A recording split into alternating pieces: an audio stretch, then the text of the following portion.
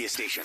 Making sense of the news. News Talk 105.9. News now. WMAL News at 7. Good morning, everyone. I'm John Matthews. As D.C. limps to the end of the year with a 26-year high in homicides, including another one last night, the City Council is working to pass bills that will address some of the issues that have seen violent crime grow by 40% over last year. Let's fix what's broken first. I think that's what the council is intent on doing. Then people will see changes. We're going to reverse this tide because we have to. Councilmember Robert White tells 7 News the city needs its 911 call center and faulty crime lab fixed, and it also needs to stop the flow of illegal guns into town. A month after a 5-year-old boy and 10-year-old girl were struck and killed by a van in a crosswalk outside of Riverdale Elementary School, county police are still looking to hire more crossing guards, and the Prince George's County school system is trying to put the guards it does have where they're needed most. We can certainly conduct a walk route assessment between transportation and the safety office and make recommendations around how to support that particular situation. But a month after the tragedy, there are still dozens of vacant crossing guard positions, and the county also has a chronic shortage of school bus drivers as well.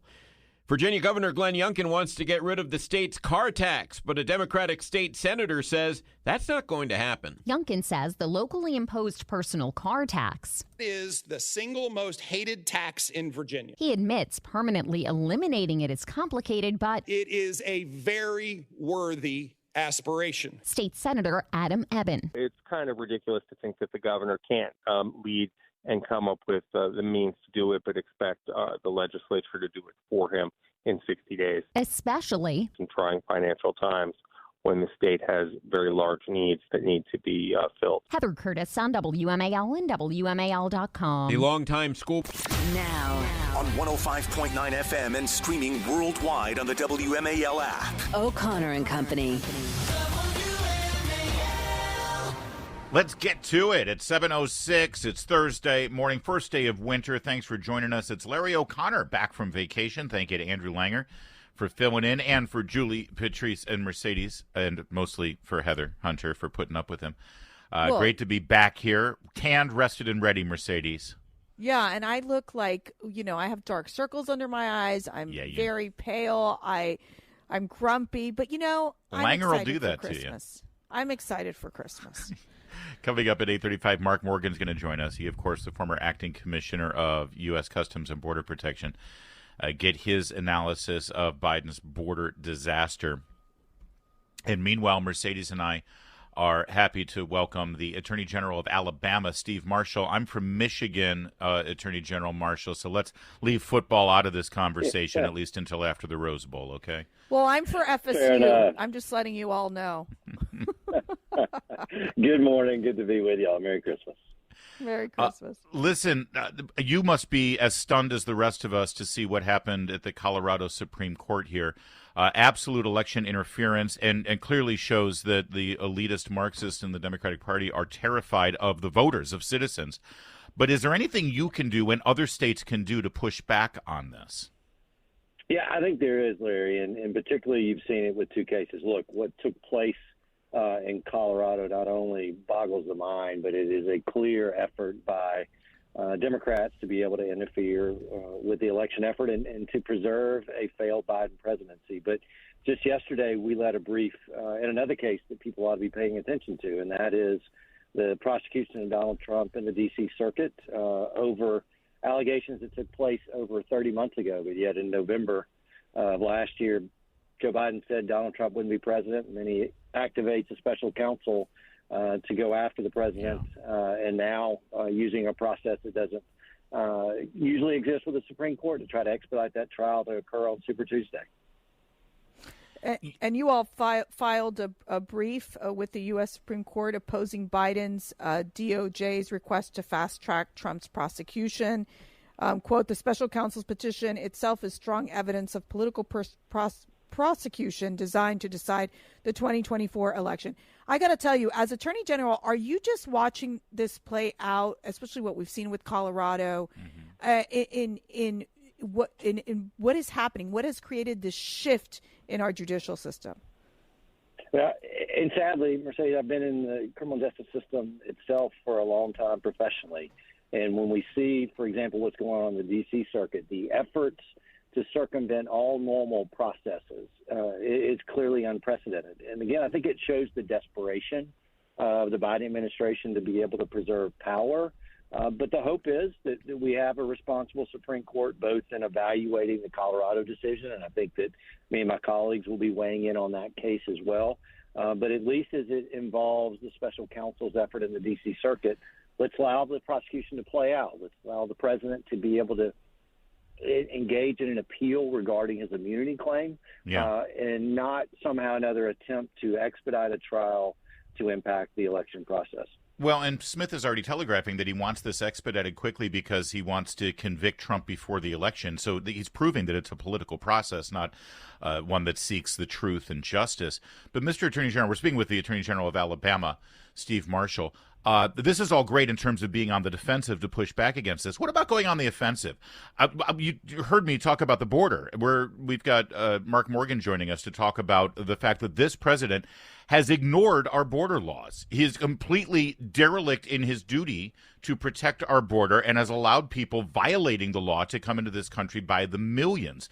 Between that and the obvious evidence that he and his family engaged in bribery with overseas foreign nations, could the people of Alabama, through their elected official, the Attorney General, could the people of Alabama determine that Joe Biden is disqualified from being on the ballot in the same way four unelected justices in Colorado said the same about Donald Trump? Why not you go on the offensive and say, fine, you want to play it this way? Then Biden won't be on the ballot here in Alabama. Yeah, Larry, it's a great point. And one thing that I and my colleagues have done on a variety of issues, including on immigration, is to take advantage of those opportunities we're given through federal courts to be able to initiate actions to not only allow for the current laws to be enforced, but to try to hold those officials who fail to do it accountable. The ability to weigh in on the competency of the president obviously is an issue that has never been tried and never been litigated.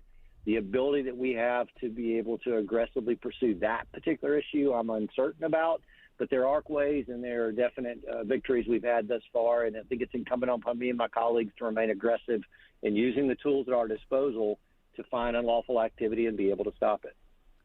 Yeah, let me ask you this. I think, there's also this discussion of, we've seen, for example, former AG Ed Meese, they've basically filed in the Supreme Court on the issue of saying that what this special counsel with Jack Smith is unconstitutional. I mean, where do you think this is all going to end up? In terms of stopping Jack Smith, number one, number two, obviously the Supreme Court itself is going to have to deal with this issue of the Colorado situation, where obviously President Donald Trump appealed to make sure he gets on the ballot. There seems to be a bit of a constitutional crisis happening here in America. What's your take on that? I think you're absolutely right, Mercedes, and it's where the Supreme Court has got to be that stopgap. I think we've seen this court be able to weigh in aggressively when necessary. We don't always believe that we have six solid conservative justices, but we know that we have quite a few, and this is one where, relating to both Colorado and this action that we filed yesterday, that we need them to stand strong. You barely beat Auburn on that final play of the game. You lost to Texas.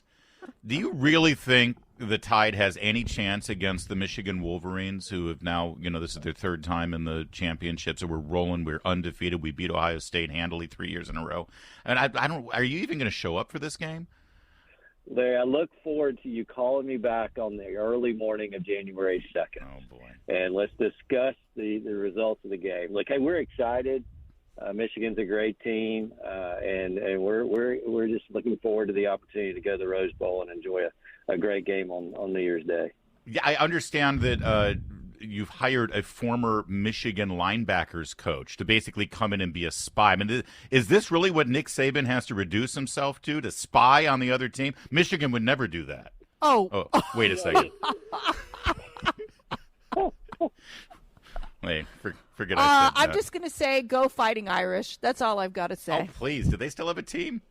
Ooh, all right. That's horrible. Mr. Attorney General, it's great to have you. I'm glad that you guys are getting on the offensive.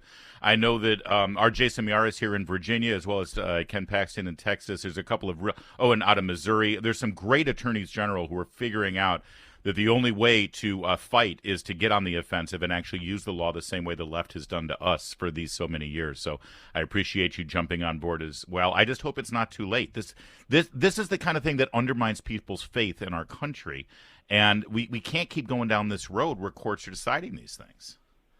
No, you're absolutely right, and we're going to continue to be aggressive. All right, Steve Marshall, thanks for joining us. Good luck at the Rose Bowl.